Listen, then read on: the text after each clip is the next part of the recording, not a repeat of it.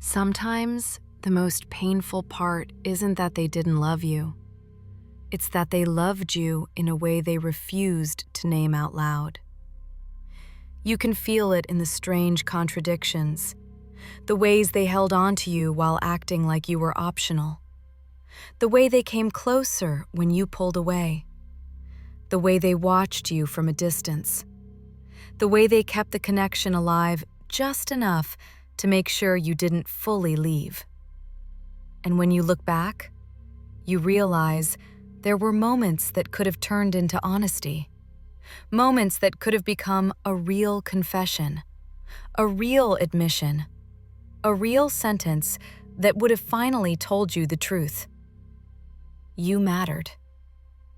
But it never came. Not cleanly, not fully, not in a way that let you rest. And if you've been carrying that, if you've been wondering why someone could take so much from your presence and still never admit what you meant, it's because for certain people, admitting value feels like surrender. And they would rather lose you than surrender. They would rather deny the depth than risk the vulnerability that comes with naming it. Because when you admit someone matters, you also admit you can be hurt. You admit you depended. You admit you were affected. You admit you weren't in control. And for someone who survives by staying in control, your importance becomes a threat. So they bury it. They hide it behind indifference. They hide it behind jokes. They hide it behind silence. They hide it behind, I don't know. They hide it behind busyness, behind distance, behind mixed signals that keep you guessing. Not because you're not worthy of being chosen openly, but because your worth triggers the part of them that panics when things get real. There's a very specific kind of person who cannot admit how much you meant, and you usually meet them when you are the kind of person who actually means something. You weren't a casual connection. You weren't background noise. You were the kind of presence that changes the emotional temperature of their life. You brought softness, understanding, attention, depth, devotion, and a kind of loyalty that isn't common. You made them feel seen. You made them feel safe. You made them feel wanted without having to earn it at first. And that kind of being held can feel intoxicating.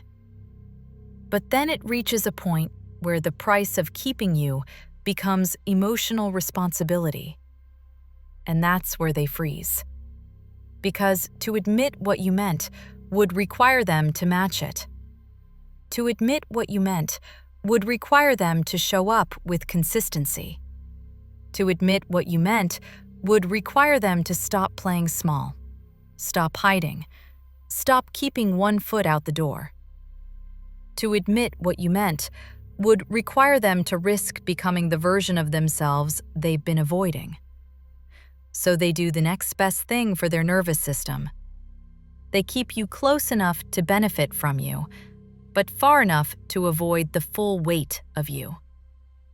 And it is brutal to be loved like that, because it feels like you're always almost chosen, but never fully.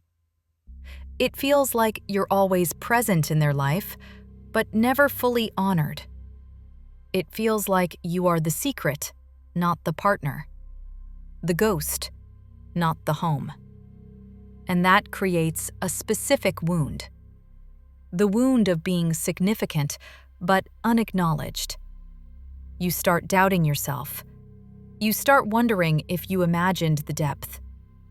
You start asking if you were just projecting. Because if you meant that much, wouldn't they say it?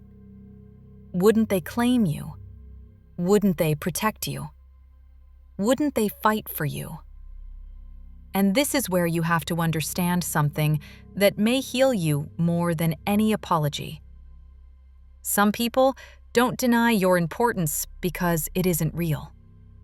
They deny it because it is real. They deny it because the moment they admit it, the moment they put language to it, they lose the emotional escape route they've always relied on. If you matter, then leaving has consequences. If you matter, then their choices mean something. If you matter, then their silence becomes cruelty.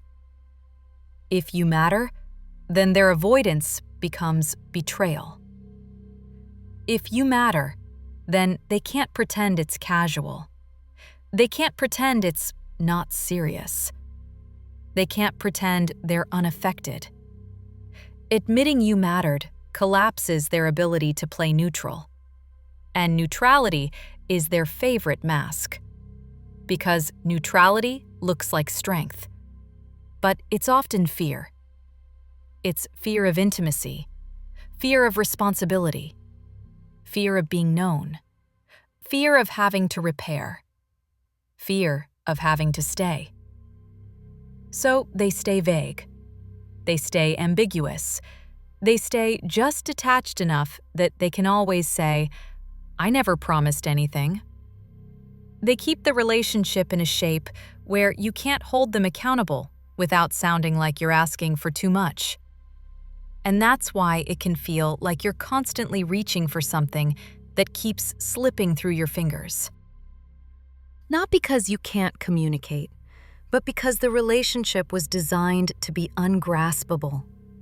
And the worst part is that you can often feel that they know what they're doing. You can feel it in the timing. You can feel it in how they reappear the moment you detach. You can feel it in the way they give you softness when you're about to leave, and distance when you start to get comfortable again. You can feel it in how they want your warmth, but resist your expectations. They want your presence, but resist your needs. They want the benefits of you without the cost of being a person who can hold you. And if you're honest, you've probably been trapped in the question, did I matter to them? Because that question is a way to protect yourself from the deeper question. Why did I stay in something that kept denying me? The mind would rather debate whether you mattered than face the grief of acknowledging you were treated as less than you deserved. Because if you mattered and they still didn't show up, it hurts in a different way. It means they chose themselves over you. It means they chose comfort over connection. It means they didn't have the character to hold what they were given. And that is a hard truth. So we keep the question alive. We keep asking, did I matter? As if the answer will change the outcome. As if the right answer will heal the wound. But the wound isn't healed by knowing you mattered. The wound is healed by choosing a life where you are not hidden. A life where you are not minimized. A life where your importance is not treated like a secret. You can matter deeply and still be mistreated. You can be loved and still be neglected. People do it every day. The question that sets you free is not, did I matter? The question is, did I feel honored? Because honored is what your nervous system needs. Honored is what makes love safe. Honored is what makes devotion sustainable. And when you weren't honored, your body knew it. Your body kept tightening. Your body kept waiting. Your body kept scanning. Your body kept trying to earn what should have been given. And that's why you feel the ache now. Not because you needed a poetic confession, because you needed emotional consistency. You needed reassurance that didn't expire. You needed clarity that didn't come only when you were leaving. But still, it matters to name why they never admitted it, because understanding the mechanism can end the self-blame.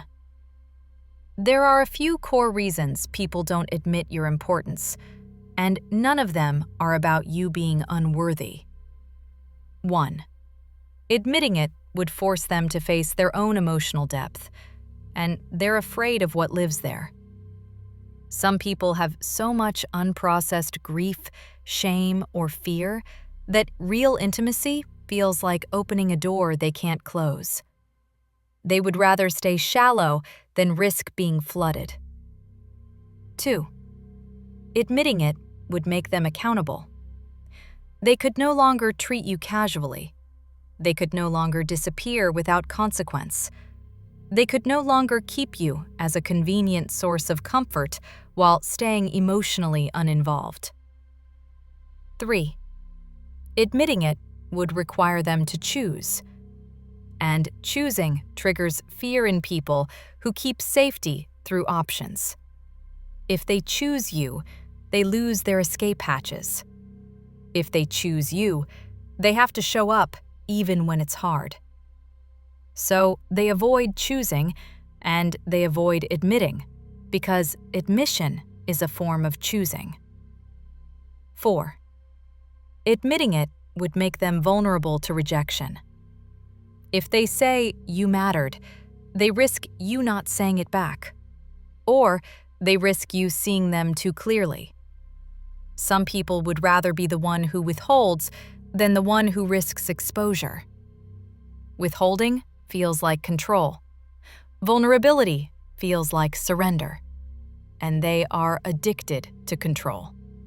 So they keep you in a state where you are always trying to earn the confession, always trying to pull it out, always trying to prove you are worth naming.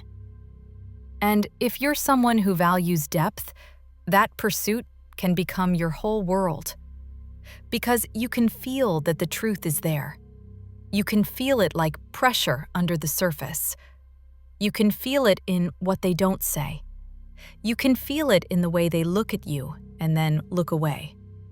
You can feel it in how they remember small details while pretending they don't care.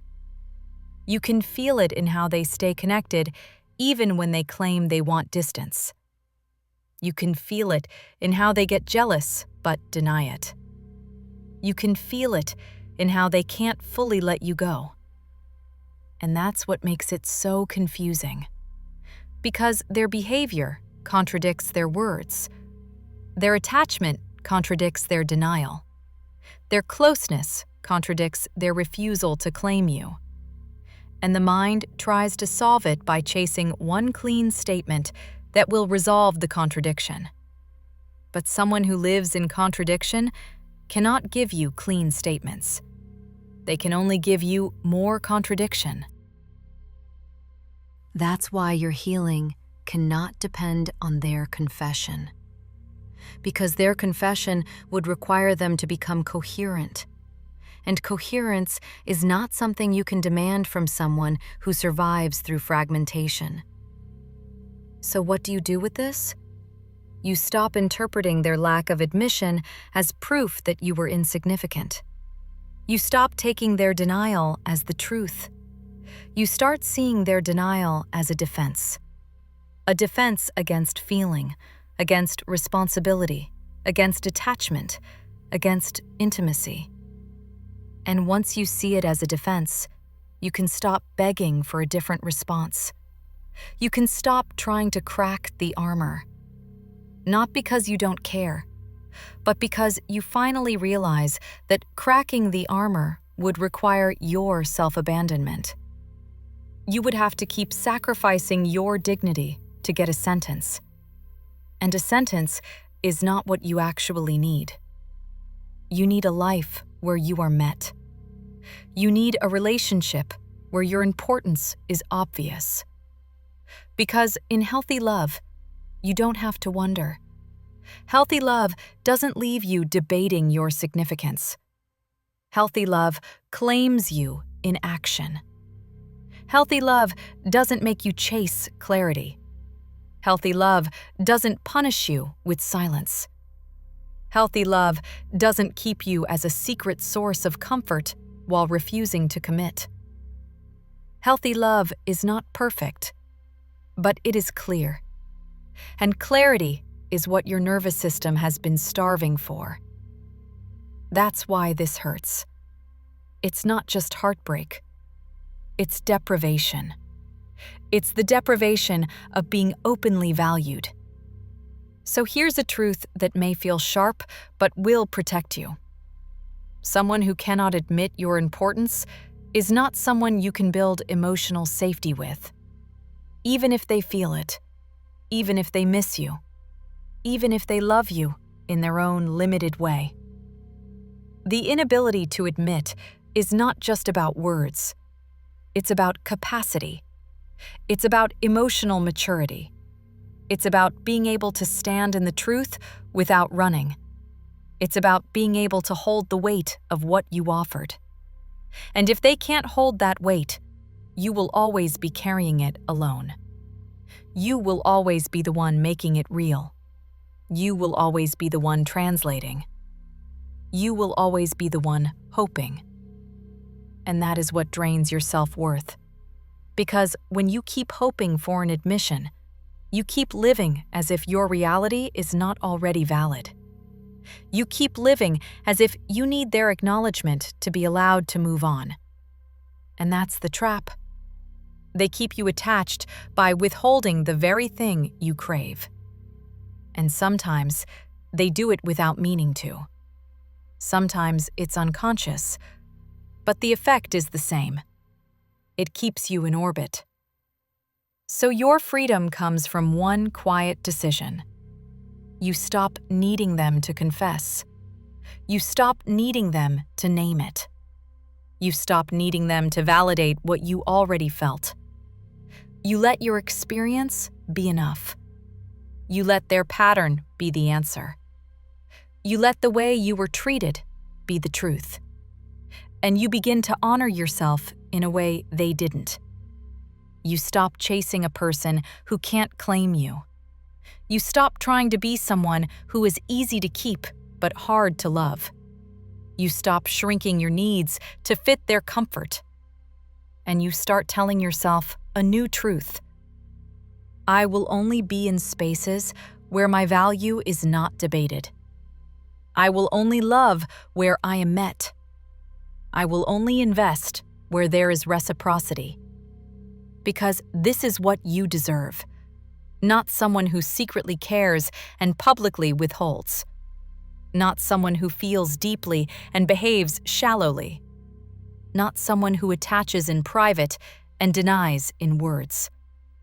You deserve a love that can stand in the light, a love that can say your name without fear, a love that doesn't make you question if you mattered. And even if you never get the confession from them, something can still heal inside you when you stop asking the wrong person to give you the right kind of recognition. Because sometimes the closure isn't them finally admitting it. The closure is you finally admitting it to yourself. I mattered. I always did. And the fact that they couldn't say it doesn't reduce it. It only reveals what they were afraid of.